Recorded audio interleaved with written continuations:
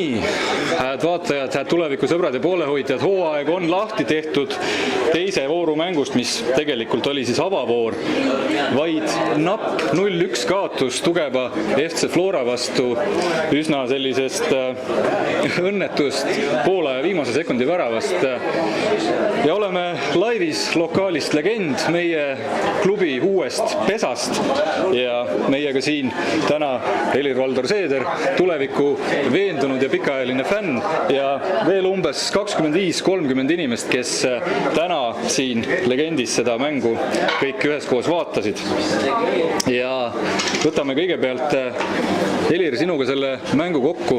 Võis oodata, et see mäng tuleb raske ja raske ta ka oli, aga lõppkokkuvõttes vist võib ikkagi öelda, et meie poisid väga sümpaatselt täna mängisid. Jah, oodata võis ju rasket mängu tuleviku jaoks ja mina arvan, et tulevik mängis täiesti võimete kohaselt ja tuleviku mänguga võib küll igati rahule jääda.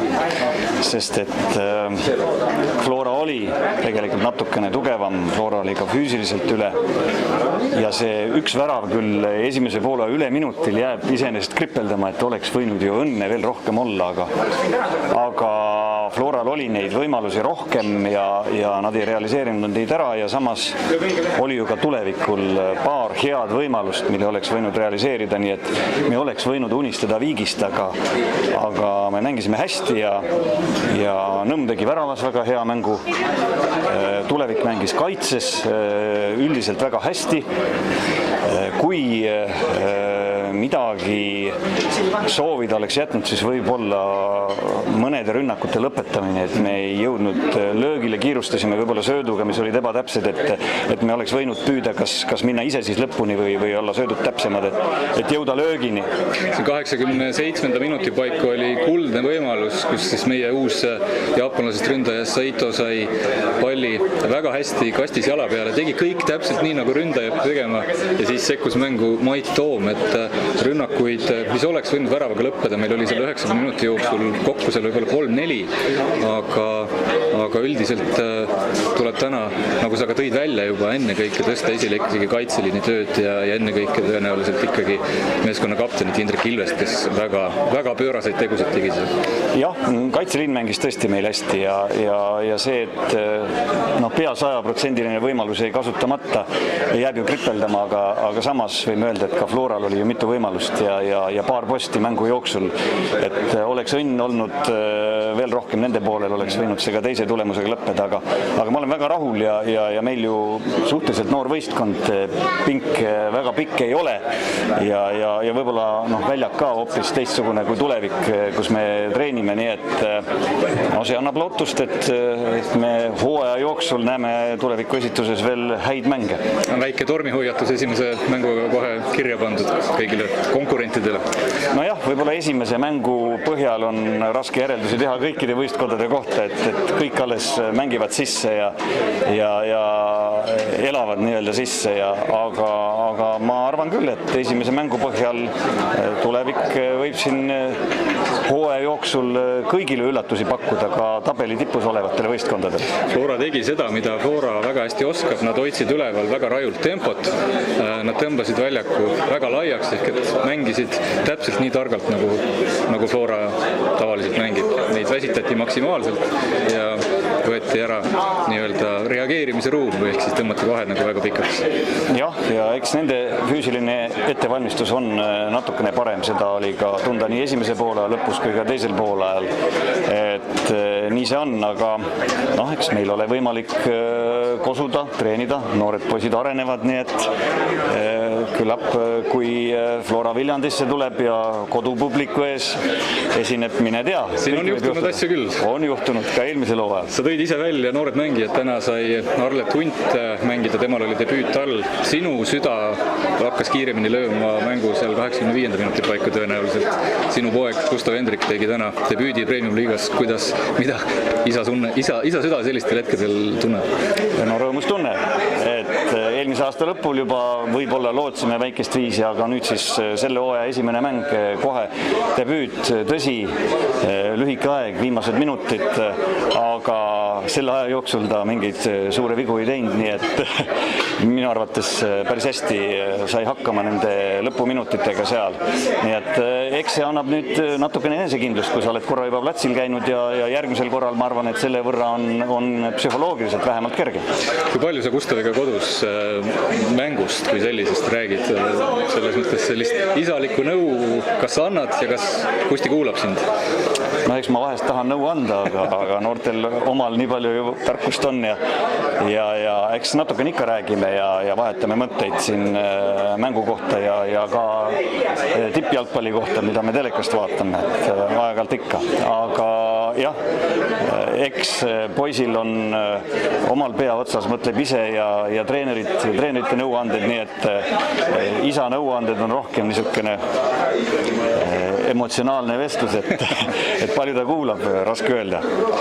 Selge, aga ma tänan, Helir, sind. Järgmine mäng Floraga, järgmine mäng Premium liigas, järgmine mäng Floraga toimub meil tõenäoliselt aprillis, aga järgmine mäng Premium liigas peaks toimuma juba nädala pärast. Kus see toimub, on praegu veel lahtine. Vaadates seda, millised külmakraadid väljas endiselt veel valitsevad, siis võib arvata, et see mäng viiakse ikkagi üle uuesti Tallinnasse. Mängime kodus ära Tallinna Kaleviga, nende kodumängu ja saame siis kuhugi sinna soojemasse perioodi oma mängu vastu. Nii et kui sa nüüd lähed siit ära, saadad sa Kustile sõnumi või helistad talle või? No ma vast sõnumi saadan, et sai hakkama. Aitüma. Aitäh, Helir. Mart, kutsun sinu siia. Tuleb meil stuudiosse legend Mart Saar. Tema aitab meid kodumängudel, tegeleb meie kodumängude teadvustamisega ja siin meie uues kogukonna pesas lokaalis legend on Mart läbi viinud ja viib edaspidi väga palju erinevaid üritusi ja aeg-ajalt käib siis nüüd, nagu me kokkuleppele saime, ka meil abis. Ja, just nii. Ja täna siin, kus meid oli siin ligi 30 kogunenud tuleviku poolehoidjad ja fänne, viisime poolajal läbi ühe välk Nemo turniiri 5 küsimusest see koosnes ja sina ise need küsimused kokku panid. 3 õnnelikku, 3 tarka saavad isegi rohkem. Läks jagamisele. No nii, ühesõnaga annan sõna nüüd sulle, Mart, räägi kõigepealt sellest, mis legendis meid siin veel ees ootab sellel ajal, kui parasjagu ei ole pubi valutanud või lokaali valutanud tulevikufännid. No ütleme, see on nüüd see legendi minut, jah. Ütleme, märtsikuus on 8. märtsil tulemas juba teist hooaega naistepäeva eriüritus. Nii et tasub olla silm kõrv kikkis, lugeda Facebookis eventi, mis siis 8. märtsil siin tulema hakkab. Ma tean seda, et kindlasti on elab muusika ja kindlasti on natukene teistmoodi menüü. Et see on nagu see, mis on kutsung legendi 8. Ja 23. märtsil siis juba teist hooaega ma teen seda mälumängu, mis on siis selline 20 küsimusega Viljandit, Eesti muusikat puudutav mälumäng ja loomulikult siis vanad head kuulsad videoretrod 70-ndad kuni 2000-ndad on siis pildis teleekraanil. Nii et need on 2 kõige tähtsamad. Legend teeb legendaarseid asju. Aga räägime, Mart, sellest välk Nemo turniirist. 5 küsimust oli, lõid poolajal need punktid kokku. Näitan siis ära ka. Ja. Ootab parimaid siis mõistagi ka väärikad auhinnad. Esmalt on 2 välja pandud Viljandi tuleviku uued sallid sellel hooajal meil siis sellised etnomustriga sallid on järgmisest nädalast klubis ja Sportlandi kaupluses müügil. Nii et siit esimesed 2 inimest saavad siis nende nii-öelda esmaomanikeks ja meie hääd sõbrad legendi lokaalist on pannud välja ka märjukest paremat. Legendi õlled. Legendi majaõlu. Nii et sõna sulle ja kuulutame välja Nemo turniiri võitjad. Tähelepanu! Anname siis ka auhinnad üle.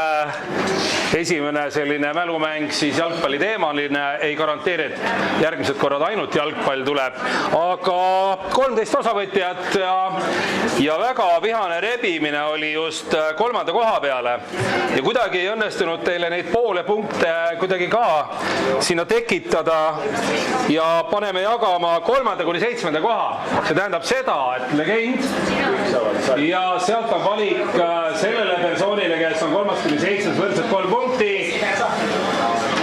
Valida ka siis tume või hele õlu, maitse eelistus, eks ole, emba kumba ja kõigepealt siis ja akordion. Emma-kumba siis, vaata kumbi. Tume vele. Hele, selge, nüüd oli valik. Nii, 3 punkti, just üks. Kõik on võrdselt 3 punkti saanud. Nii, ma pööran ka ennast siia poole ja järgmisena 3 punkti Janno. Janno endine tulevikumängija. Nii, Emma-kumba. Muidugi. No nii, palju õnne. Ja järgmisena 3 punkti ja jagamisega Mirko.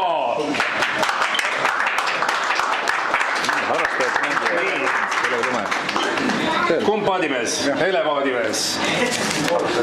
Ja 3 punkti Kennet.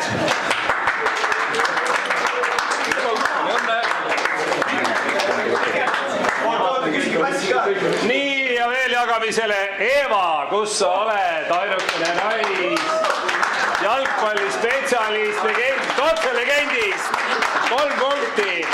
Õrnalt jah, võtab tumeda. Nii, aga et need värsked uued tutikad etnosallid lähevad jagamisele, aga me ei jaga neid salle pooleks. Ja 4 punkti võrdselt sai Krister Kallas. Nii, ja teine võistleja nimi on Kalle.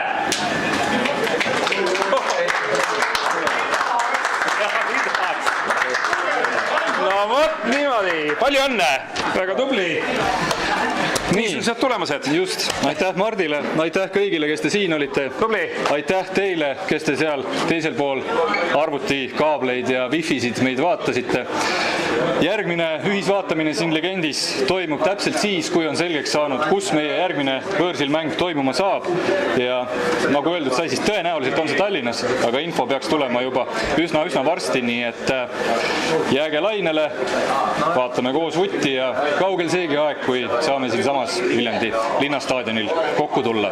Aitäh teile kõigile vaatamast ja näeme jälle. Kohtume Legendis. Tehtud, aitäh. Väga äge.